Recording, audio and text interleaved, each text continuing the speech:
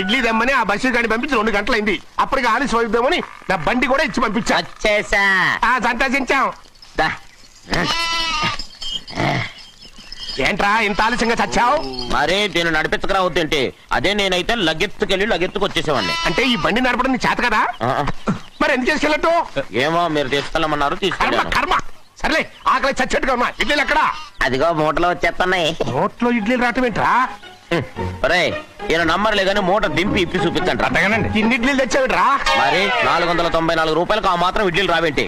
494 రూపాయలకి ఇడ్లీలా? మరి అదే చెప్పడమేమో చెప్పేస్తారు, ఆ తర్వాత మర్చిపోతారు. మరి నాగమణి. నాగమ్మండి. ఏంటండి? ఏంటంటే అప్పుడు మీ నాన్న నాతో ఏం చెప్పాడు? ఉండండి, ఆలోచించుకుని చెప్తాను.